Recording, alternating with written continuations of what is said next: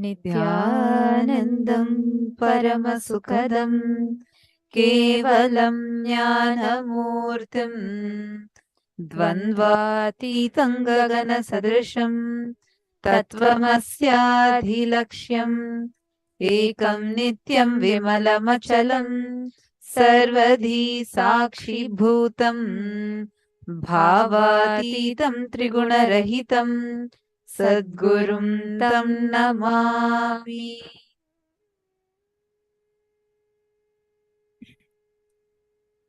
Nithyanandam, we welcome all the viewers, every one of you who are joining us live on YouTube, the social media platforms, and to all the participants of Mahaparamashivoham who have been with us through the day today. And we are here on the 16th day of Mahaparamashivoham today, and we have been learning a lot about how whether life is predestined or free will, how we can manifest what we want as reality in life. And we have been learning about all of this today in the Mahaparamashivoham program. So all the viewers that are joining us live from YouTube, for you to know these truths, for you to experience these truths, and most importantly, for you to receive exclusive darshan, where you can receive answers for your prayers, you all can join the Mahaparamashivoham program, which is free and open for all of you. And the link is projected. If you all would like to, you can sign up and join. And as we're all preparing for the darshan, very, very shortly, we are going to be entering into a very, very interesting and a very beautiful segment in preparation for the darshan today.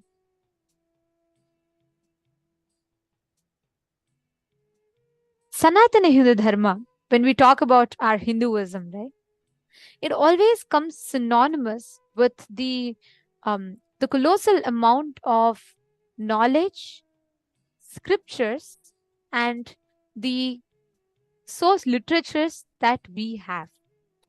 Hinduism alone boasts a whopping 20 million source scriptures, 100 million source scriptures actually that exist. And we have a scripture for everything. Talk about how you do arts, we have a scripture for it. Talk about medicines, we have a scripture for it. Talk about physics, chemistry, biology, any subject that you start, we have a lot of scriptures that describes its details.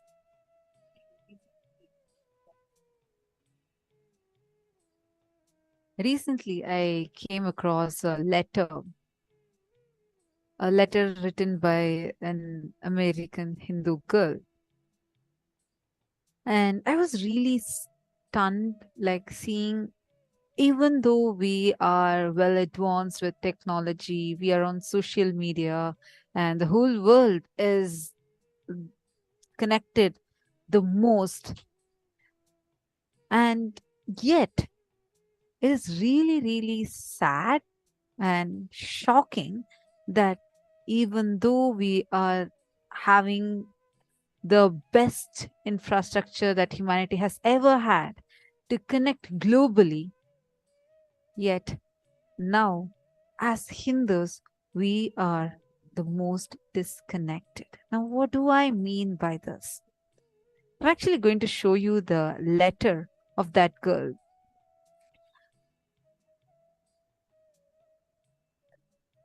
A young girl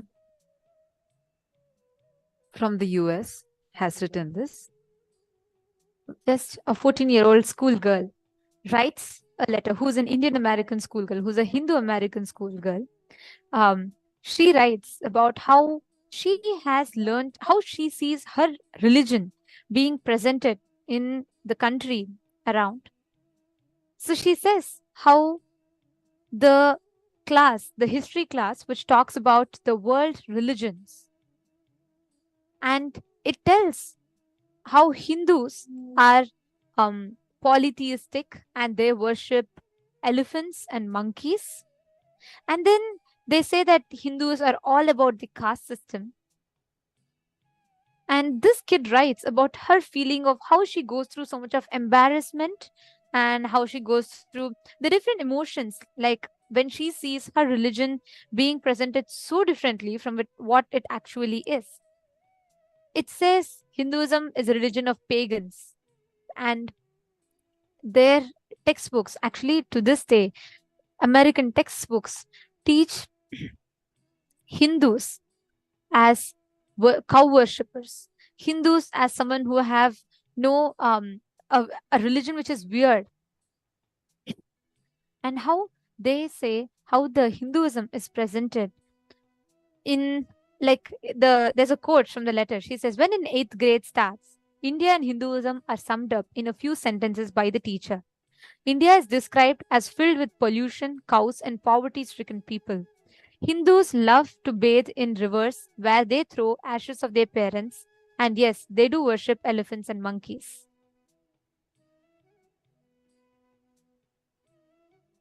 The release of popular award winning books such as Homeless Bird, which portrays the typical Hindu girl who is forced to get married at 13 and didn't help any Hindus anywhere. And who could have guessed that the person who wrote had not even visited or not even known about the Hindu traditions? But today, largely, Hinduism is misrepresented. Even the Hindu kids, their second generation and third generation, are learning wrong ideas about Hinduism.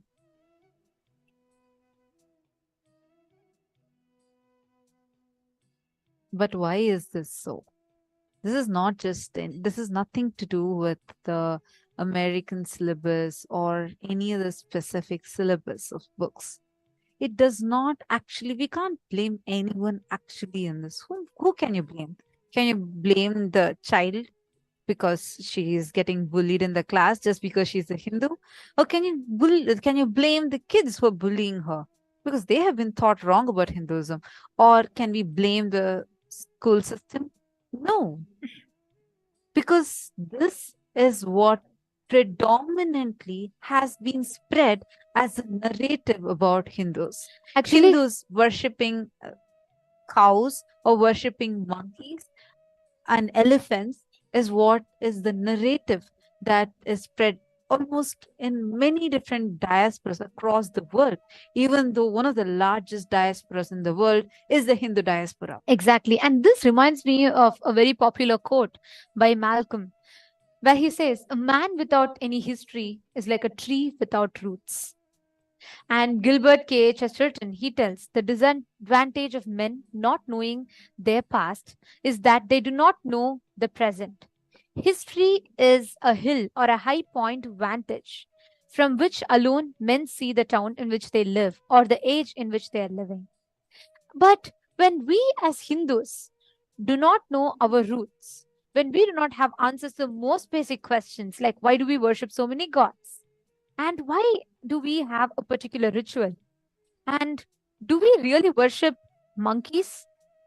And what does our ritual symbolizes? Why do Hindus not have answers to most of this? If you go walk up to a Hindu and ask, hey, how many gods do you have? Many of the Hindus would not have an answer. If you go up to a Hindu and ask, do you know who's Kapila Mahamuni? Or do you know what exactly is described in the Vijnana Bhairava Tantra? They would probably stand clueless. But why is it so? If Hinduism is so largely practiced and it's the longest living civilization on planet Earth, why is it that we as Hindus, any common Hindus, do not have answers to the Actually, most common questions? I used to wonder, like before meeting Swamiji, if you see Hinduism, the history of Hinduism is thought as a mythology. But what should we blame over here? Why is it being taught as mythology? Is it because right now we don't have the real proofs of Hinduism? Not really, because Hindus have the largest recorded history in the world, the most ancient civilization in the world, and with the largest number of source books. If Hindus need to have its if Hinduism needs to have its legitimacy, the first and the fundamental thing that needs to be revived is its source scriptures. Whether it's the economical legitimacy, social legitimacy, religious legitimacy, spiritual legitimacy, or cultural legitimacy, first and foremost, the source scriptures of Hinduism needs to be revived. And when I say source scriptures, I don't mean one or two. Even though most popularly we all know about the Ramayana or Mahabharata, you would be surprised if I say that these two alone are not the source scriptures. In Hinduism, we have 100 million source scriptures. I'm just talking about source scriptures. I've not even gone into the sub scriptures that we have. Just the source scriptures alone. That's why Hinduism cannot be summed up and said as just one religion. Like people get confused to even define what Hinduism is because it's so vast. It's an ocean where the source scriptures alone is 100 million in number. And the very roots of Hinduism is established not on one school of thought. Like, for example, take any religion. There's one founder, there's one thought current, and that thought current is followed over and over and over. This is I should say, this is the framework of any religion. But Hinduism is so unique, I should say, so progressive in its thinking that Hinduism's root is established on 100 million source scriptures. 100 million source scriptures. The very foundation of Hinduism, there's a very beautiful verse. The Agamas, the source scriptures, the Vedas and Agamas, one of the source scriptures of Hinduism. The verse goes as Agatam Shivavaktrebhyo Gatam Chagirija Muke Matam Hi Vasudevascha Tasmadagama Uchyate, means that which comes out of Paramashiva's mouth goes into Devi's ears and is practiced, lived, and applied by Vasudeva Parandhama to sustain the world. This is called as Agamas. Our scriptures dates back to time immemorial, even before the beginning of human civilization. And many of these scriptures have a clear evidence and clear carbon dating, archaeological dating, which goes back so many thousands of years ago that scientists cannot even clearly calculate. It is so important for us to understand about our scriptures. Ma Lita Sege is asking, one of the participants from Mahaparamashivam has commented, she's asking, but are these narratives still existing to this day? Isn't that all of it has changed with people talking more about this? That's true. With tools like social media, yes, we have increased our conversations on on these scriptures, on Hinduism, on the issues against Hinduism. But unfortunately, equivalently is the narrative against Hinduism is increasing, I should say, even at a faster pace. If you see most of the Western or most of the media houses today talk about Hinduism with its limited knowledge. It propagates Hinduism as, let's say, a regressive or a religion which is just based out of castes. It's not actually just what the people that are completely oblivious of Hinduism is talking. It's even Hindus by themselves do not have the right identity as a Hindu. How many of us even knew before meeting Swamiji, before like having Swamiji in our life, how many of us even knew about the existence of 100 million source scriptures in Hinduism? See, the most unfortunate thing that we as Hindus have faced is this brutal Holocaust that had literally destroyed this source scriptures collection. We're going to be sharing about that further. The way how our scriptures are, like there's a very clear categorization, a catalog that has been done very clearly, which classifies various different types of these Hindu scriptures. And we all can see here Shruti, Smriti, Itihasa, Purana, Agama, and Darshana. We have such broad categories of our Hindu scriptures, and each of these containing a huge amount of scriptures under their sub branches.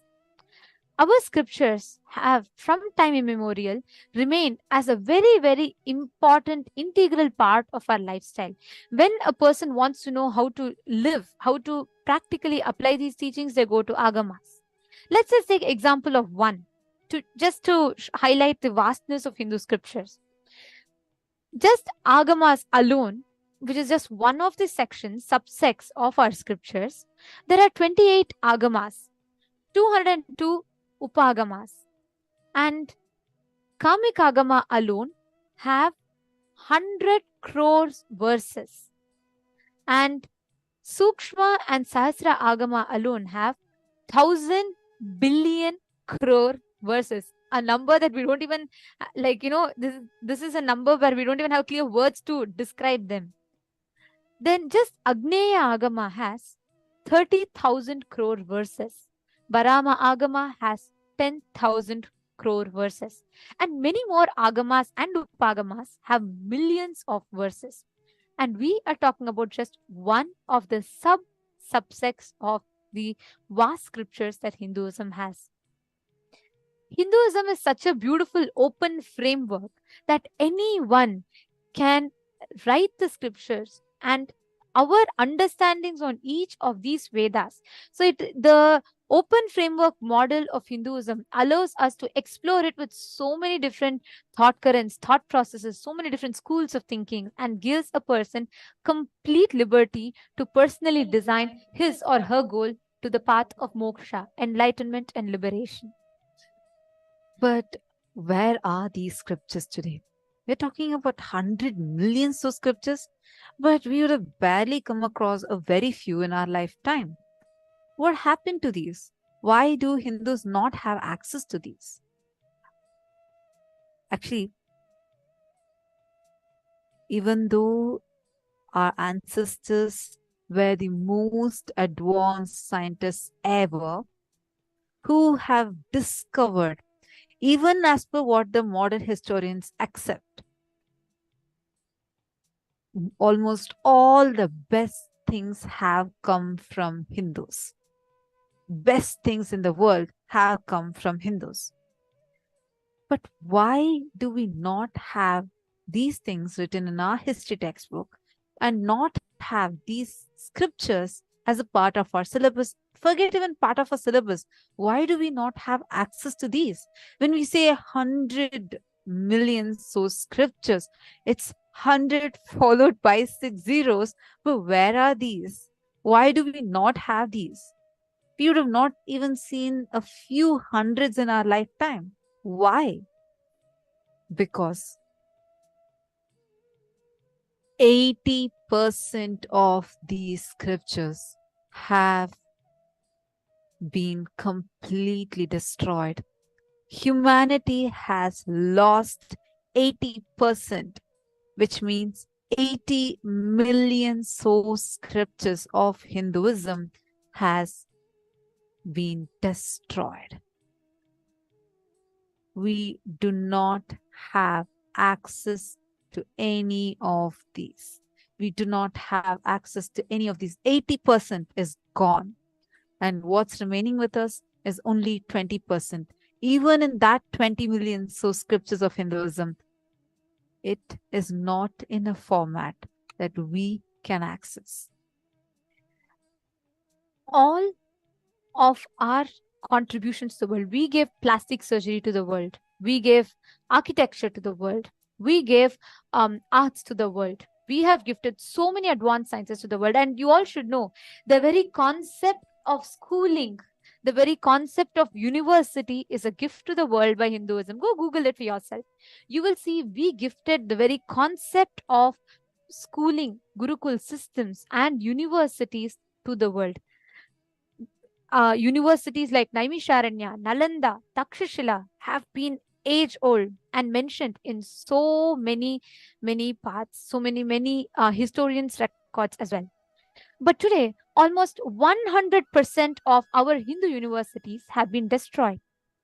8 major libraries, including Nalanda, Takshashila, Vikramashila have been destroyed. Millions of our scriptures have been destroyed. There are more than 2 million temples in India alone, but not a single one with library. There are thousands of mutts, libraries that are destroyed or poorly maintained because today there is nobody to fund them. Even if a person, let's say, wants to stand up and maintain it, today we have no one to fund them. Major collection of manuscripts in hand of oriental institutes or institutes which are funded by foreign countries. Millions of our scriptures have been stolen by invaders. Go back and see even our the gift that we gave to the world about the book on plastic surgery, which is written by Charaka and Shushruta. The Shushruta Samhita is today housed in the United Kingdom in their Welcome Library. My Even God, this is, Hindus have no access to it. even though, like, see, it's worldwide accepted that the father of surgeries, plastic surgery, is Rishi Shushruta, Maharishi Shushruta, a Hindu scientist, great scientist, Rishi, Maharishi. And the scripture that he had given to us, understand, Hindus do not have access to it. We don't have access to that source scripture. And all these great universities, the very first, the most ancient university was the Hindu university. Hindus gave the concept of universities to the world. We were leading in all the fields. But how? Where are they right now? Why is it that we do not have access to any of these? Just one of our university, the Nalanda, was burnt by an Islamic invader, Bhaktiar Khilji, the Nalanda University, and we had so many scriptures in that. Just this one university alone burnt for 6 months. 9 million scriptures, books burnt for 6 months. To this day, we have completely lost these scriptures. This university was burnt because it contained so many scriptures. It was burning for 6 continuous months. Today, even India has 2 million temples, but almost none of them are with library. Even the ones, that one or two that has library, is poorly funded, poorly maintained, and we are losing our scriptures at an alarming rate. Today, even if a Hindu like you and me, if we want to go and have access to these source scriptures, we do not have a place to go to. We do not know where we have to go, how to get these scriptures. We can see the condition of how palm leaf scriptures are maintained today, filled with termites, no proper funding, and we don't even know how these are maintained, and there's no these every moment of this scriptures being eaten, we are losing sciences that have been age old.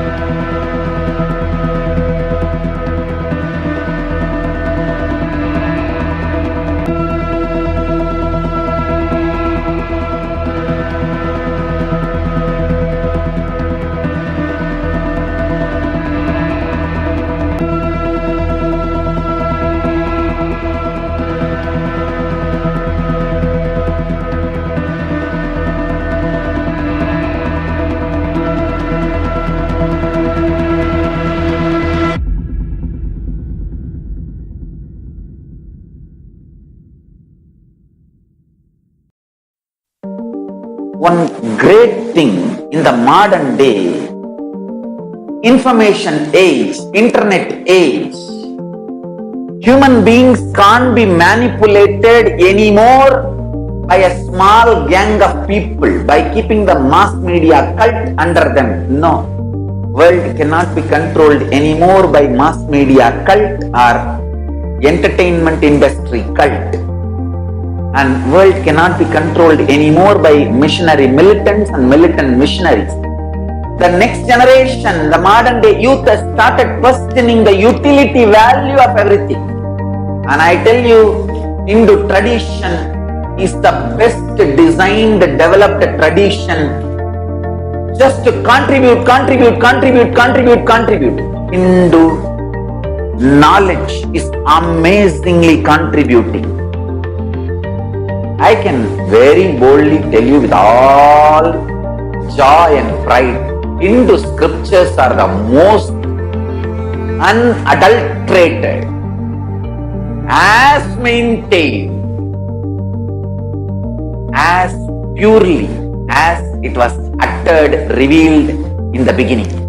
The Vedas are as it is from the time Paramashiva breathed it to Parashakti to Vishnu to Brahma and the Guru Parampara.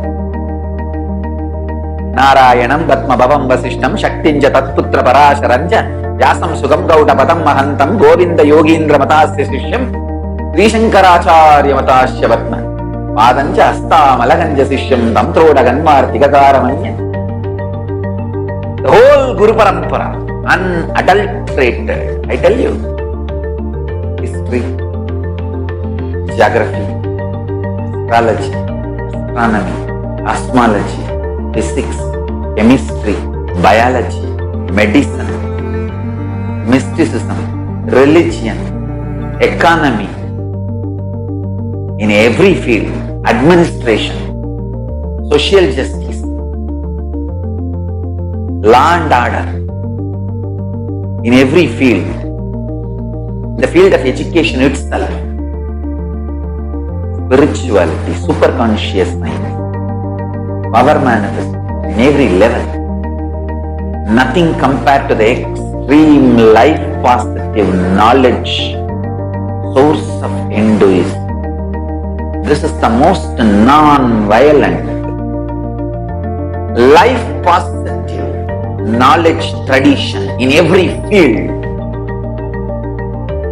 Unimaginable knowledge source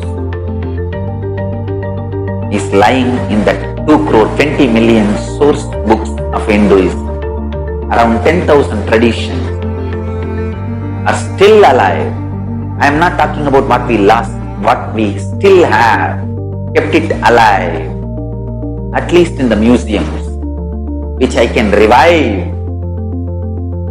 I can add flesh and bones to this whole scriptures and make it living, alive lifestyle. I want all Hindus to start becoming real Hindus, non-violent, extremely life positive and contributing. This is what is the core identity of Hinduism. Let's start living that core identity, core narrative of Hinduism.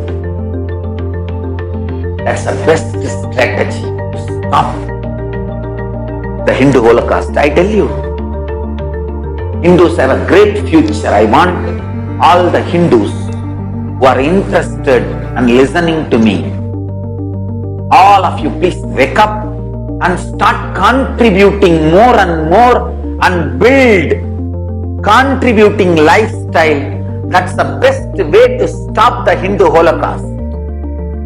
At least 10% of the Hindus should become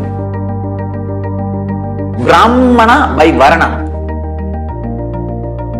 Only then we can collect all these books and store it properly, make digital and physical libraries and practice those knowledge, build laboratories and Teach this knowledge to the whole world.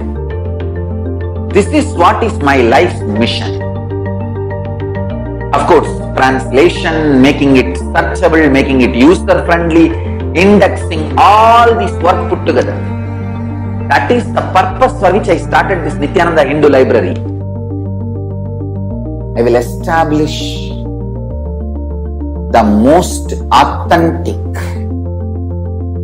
world's largest physical and virtual library and Hindu university. Hindu literatures are made illegitimate, stolen. Many concepts and principles and ideas are stolen. And Hindus are made to feel that literatures are all just mythology and faltu and just somebody's fantasy. I will make sure enough scientific researches are done, proper documentations are done, analysis are done.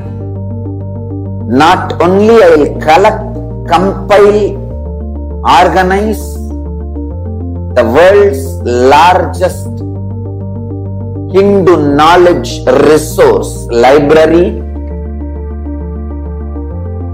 I will make all of it user friendly for the whole world by making virtual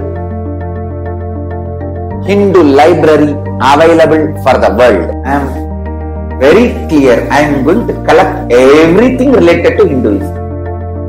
The source scriptures, various commentaries and translations, good or bad. Some translations are true to the original, some are 80% true, some are 70% true, some are absolutely distorted. But I am going to collect everything, organize, index. My initial level plan is 10,000 students will be able to reside and study. 2 crore means 20 million Hindu scriptures. And largest virtual library, very organized and made user friendly. Collecting all the 2 crore, 20 million source books, organizing, indexing, then translating, making it user friendly, making library, physical library and making digital library, then studying it, researching it, making laboratories. For example, the Hindu battery, which can be charged, recharged by consciousness, does not need any other chemical from outside. The Hindu aircraft, which can fly through the conscious sound technology, the consciousness based light technology, sound technology, consciousness based biology, consciousness based biology based technology. When consciousness starts growing in your biology becomes totally different, and that biology can be used to fly, empower, energize multiple machineries in Hindu tradition. Collecting this 2 crore, 20 million scriptures, organizing, indexing, translating, building laboratories, not just libraries, laboratories, universities, where we conduct clinical trials, medical trials, scientific researches. Everything gets organized, made user friendly for the humanity and shared with the humanity free of cost. I invite people from all over the world to share your time, treasure, talent. I invite all the practicing Hindus, living, practicing Hindus and Hindu sympathizers 200 crore, 2 billion population.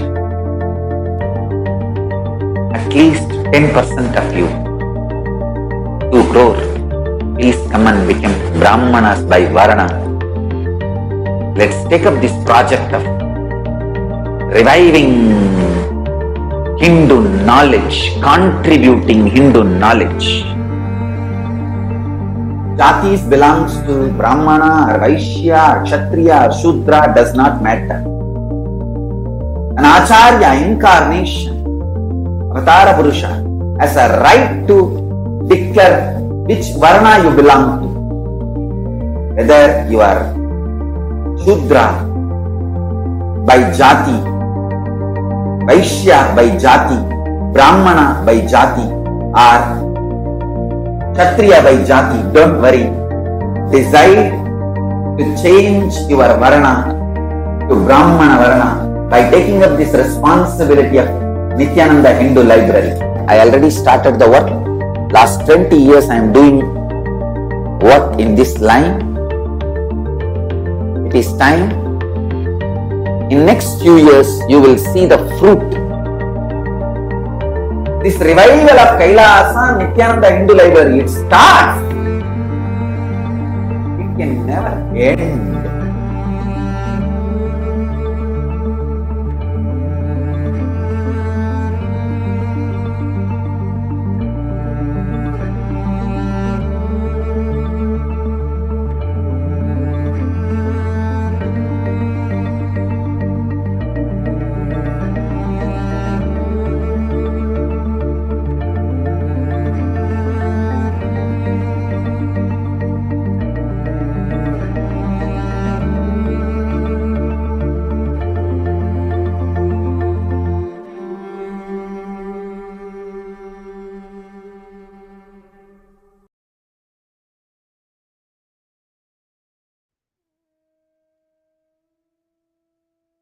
Swamiji, an avatar has happened to restore what has been destroyed after more than 5,000 years of destruction. On one side, we have 5,000 years of destruction by combined attacks of millions of invaders that came in. Islamic invasion, the Mughal invasion, the British colonization, and so many other invasions that happened.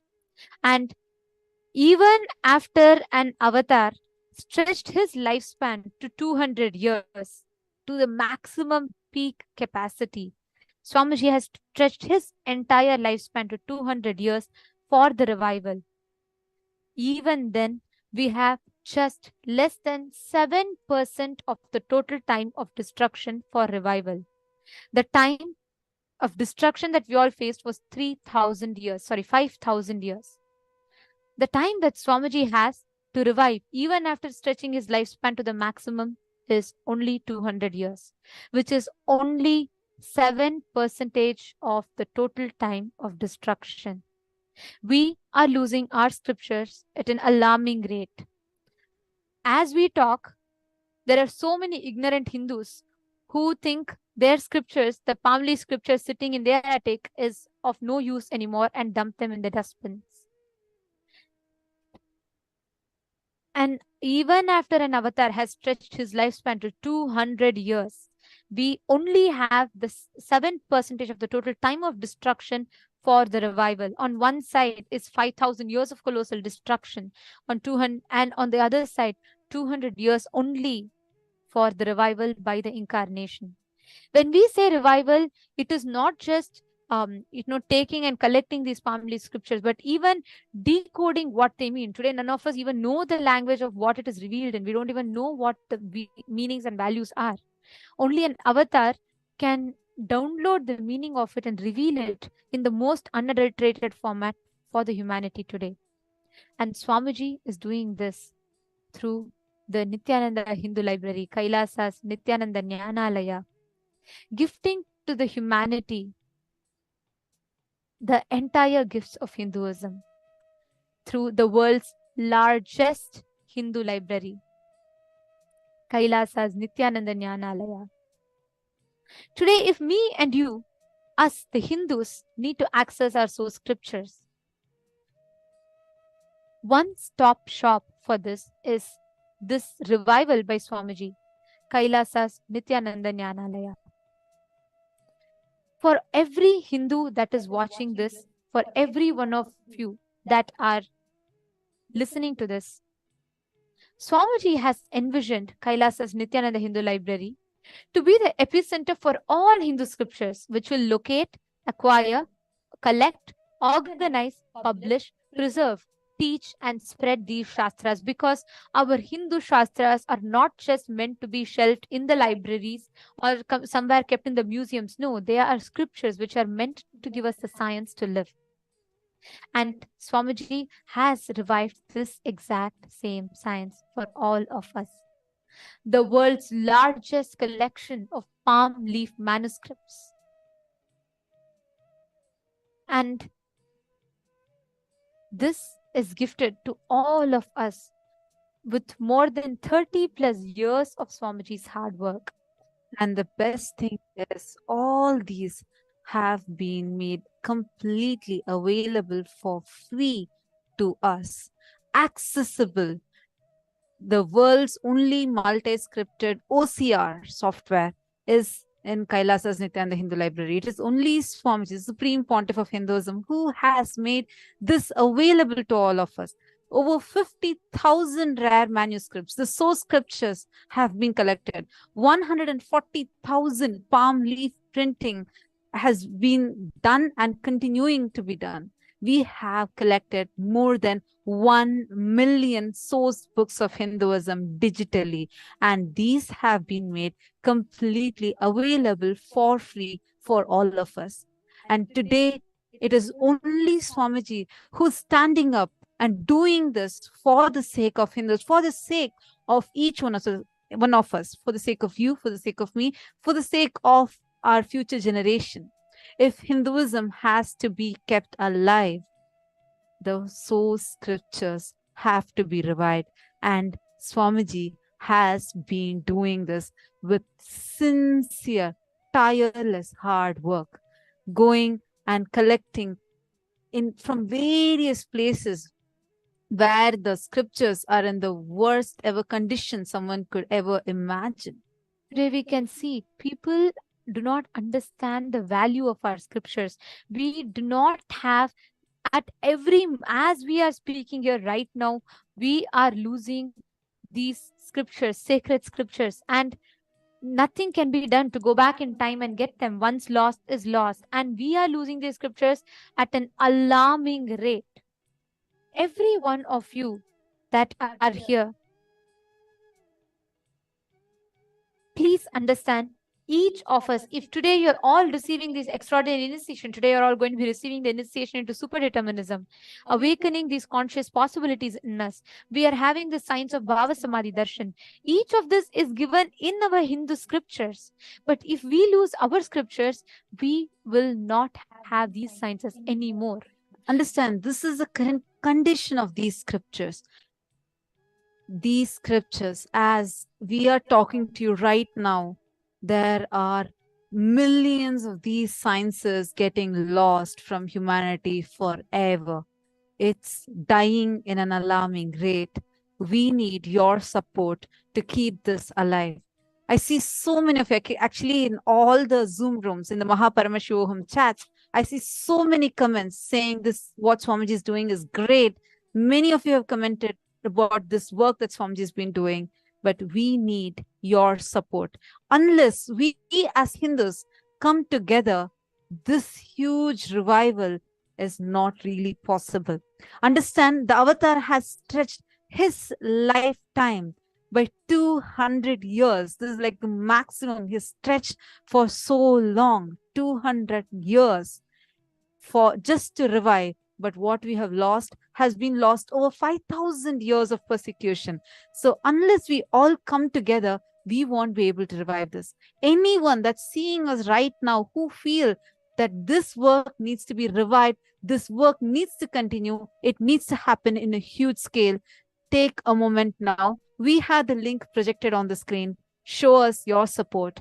You can become a part of this today. You can decide how much you want to offer for this library today. Go ahead. The link is projected to you on the screen. Take a moment and go ahead and offer. Please understand, every one of you that are watching here right now, as we talk, as we sit here and watch, we are losing our Hindu sciences. On one side, there's 5,000 years of colossal destruction that's done to our scriptures. Hundreds and thousands of our gurukuls are burned. Imagine if just one university, Nalanda alone, burnt for 6 months. Imagine the number of researches, theses, philosophies, philosias written by enlightened masters which would have been kept in Nalanda. How much is lost? Like this, hundreds and thousands of gurukuls and universities have been destroyed. On one side is this colossal destruction, on another side is just 7% of the total time left for an avatar, even after he stretched his lifespan to 200 years, left to revive. Out of 100 million source scriptures, 80%, which means 80 million source scriptures are already gone and destroyed. Even if Swamiji can revive, he has only 20 million to revive. And even that is a huge work, because this requires locating, collecting, acquiring, preserving, publishing, making it available, making it accessible, understandable, and applicable to us Hindus. And single-handedly, Swamiji has taken it upon himself, already successfully established the world's largest Hindu library with starting the digital palm leaf printing. This is the world's first ever digital palm leaf printing technology. Swamiji has brought it to the world to revive Hinduism. I saw a comment earlier. I think Mahesh Ramaya had commented in the Mahaparameshivoham program. In the Zoom chat, she has commented saying that I think the scriptures are not available because we do not know Sanskrit. Let me tell you, Mahesh Ramaya, even if you know Sanskrit, Sanskrit is also being taught in many universities today. Even if you know Sanskrit, it is impossible for us to have access to many of the rarest scriptures, which contain some of the jewels of knowledge that even the most advanced modern scientists today have not yet tapped. But we do not have access to this. And these scriptures, understand, 80 million have been lost. They have disappeared. We do not have access to them anymore.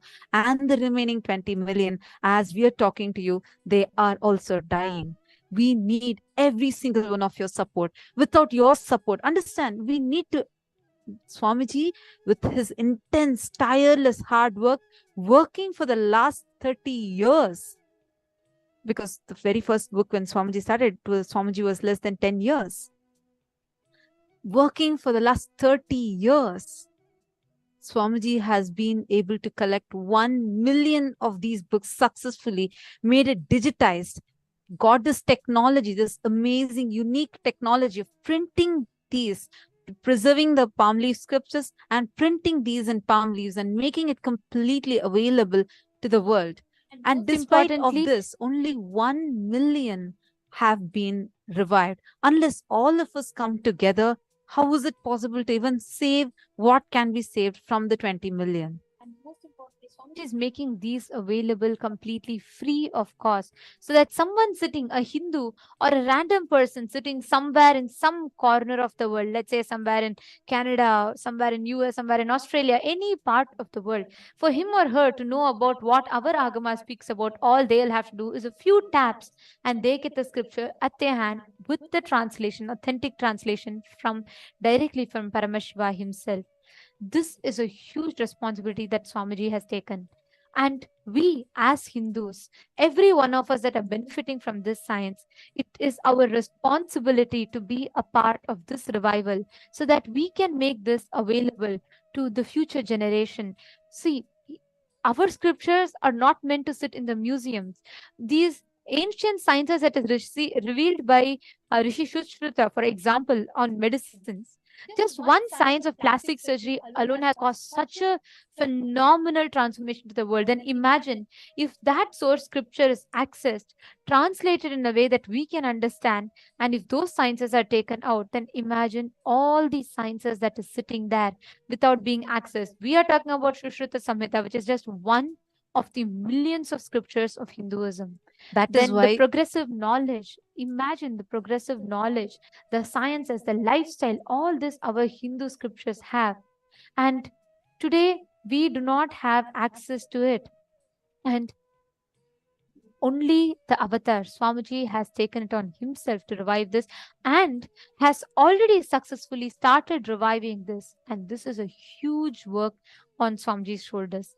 Now, every one of us that are watching this, if you are a person who resonates with this cause of library, with this cause of reviving the Hindu scriptures, the source scriptures of Hinduism, and you feel you want to contribute something, take a step, offer how much ever you can towards this, and whatever money that you are offering now will be going towards the contribution of Hindu library.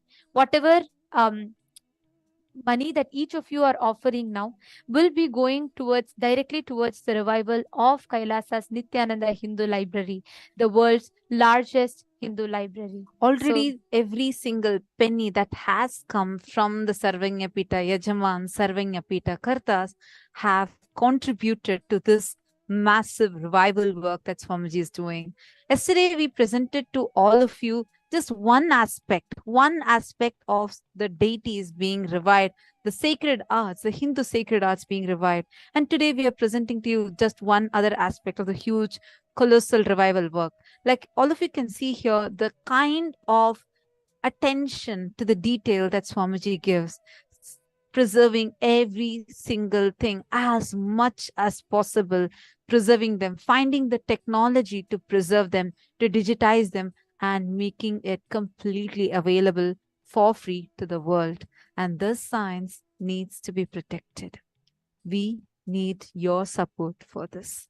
We really need you to support in whichever way you can for this. each of you are sitting here right now. You all can sign up in the link projected. And now we are all going to be receiving the darshan of Ganga Dharamurti and Ganga Visarjanamurti forms of Paramashiva. Ganga Dharamurti and Ganga Visarjanamurti. Ganga Dharamurti is the form of Paramashiva who is in Mahakailasa and who receives Ganga on his forehead. And Ganga Visarjanamurti is the one who manifested in the Bhumandala, and he releases Ganga and does the Ganga Visarjana, means releases the Ganga to planet Earth. Today we all learnt about how Ganga Mata landed on planet Earth, and all of us are going to be blessed with this darshan. Let us all now chant the Dhyana Shloka, meditating on the form of Ganga Dharamurti and Ganga Visarjanamurti forms of Paramashiva. As we all get ready to receive the Bhava Samadhi Darshan, please keep your dice ready. And today we are all going to be receiving initiation into the super determinism. And all the we all did the preparation of initiation. We understood the initiations that we're going to be receiving today. So we request every one of you to get ready to receive the darshan. Now, let us all chant the Dhyana Shloka of Ganga Dharamurti and Ganga Visarjanamurti forms of Paramashiva. Please sit straight with your head, neck and spine in a straight line. We will now be chanting the Dhyana Shloka. Tato haimavati jyeshta sarvaloka namaskrita tada sati mahadrupam kritva dvegam cha dussaham akashat padadrama shive shive shiva shirasyutah achityancha sa devi Ganga Paramadurdara विश्याम्यहं हि पातालं स्तोत्रसागृह्य शङ्करं तस्यावलेपनं ज्ञात्वा रुधस्तु भगवान् हरः तिरोभावयितुं बुद्धिं चक्रे त्रिनयनस्तदा सा तस्मिन् पतिता पुण्या पुण्ये रुद्रस्य मूर्धनि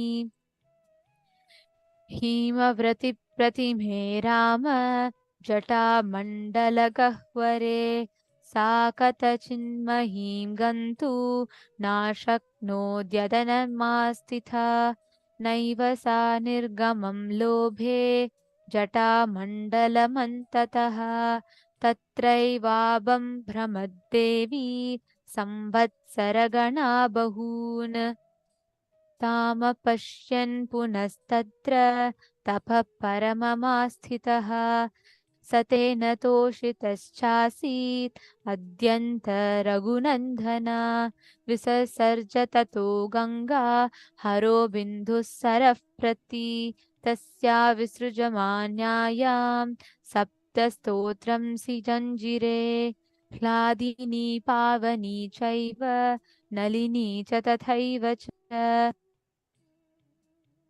तिस्रः प्राचीं दिशं जग्मुर्गङ्गा शिवजलाशुभाः सुचचक्षुश्चैव सीता च सिन्धुश्चैव महानदी तिस्रस्तोत्वा दिशं जग्मुः प्रतीचिं तु शुशोभदका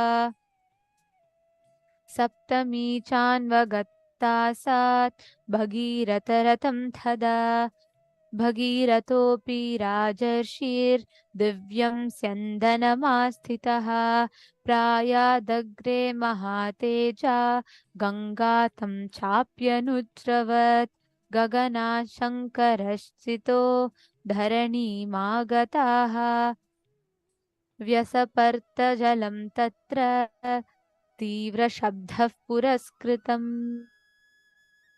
The meaning of this verse beautifully goes as afterwards she who is reverenced by all the worlds, who is the elder daughter of Himavanta, that Ganga assuming an unendurable form of insupportable rapidity, they say, then plunged from the sky onto the auspicious head of Paramashiva. She who is an extremely unendurable river, that goddess Ganga, even speculated to herself, let me enter into the netherworld, indeed whisking Shiva with my stream. Discerning her ego, Bhagavan Paramashiva is infuriated. Then on his part, that three-eyed god Paramashiva thought to pent up Devi Ganga onto his tufts of his matted locks. And O Rama, she, that holy river Ganga, swooped down into the cavernous curls of the matted hair tufts on the holy head of Paramashiva, and she became a detainee in them. Though she strove hard in one way or another to reach earth, that Ganga is rendered incapable, as she could not gain access for an outlet from the edge of the coils of the matted tufts of Paramashiva. Hence, she is held there in durance while. Goddess Ganga whirled round and round in the coils of tufts alone for many numbers of years. When Ganga's emancipation from those coils is intangible, Bhagiratha again firmed up in a marvelous penance in the matter of her descent to earth. O Rama, the legatee of Raghu, with these esses of Bhagiratha, God Paramashiva is very much delighted, and thereupon he also releases Ganga, aiming at the Bindu lake in Himalayas. While Bhagavan Paramashiva released Ganga into the Bindu lake, 7 streams have emerged out of it, and thus 3 auspicious Gangas with holy waters have cruised eastwards, which are known as Hladini, Pavani, and Nalini. Also, thus Suchakshu, Sita, and the excellent river Sindhu are other 3 rivers which stream to the westward direction with their holy waters. Of them, the 7th Ganga flowed towards the path of Bhagiratha's chariot. The great, resplendent, kingly sage Bhagiratha, sitting in a divine chariot, moved ahead, and even Ganga followed him. Thus, Ganga came to the heavens, onto Shankara's head, and from there onto the earth, and there her water advance with a tumultuous sound. Now, in this same space, let us all get ready to receive the Bhava Samadhi Darshan of Ganga Dharamurti and Ganga Visarjana Murti. All those that are watching us on YouTube, please tune in to the stream that will start right after this. Refresh the page, and now let us all get ready to receive the Bhava Samadhi Darshan.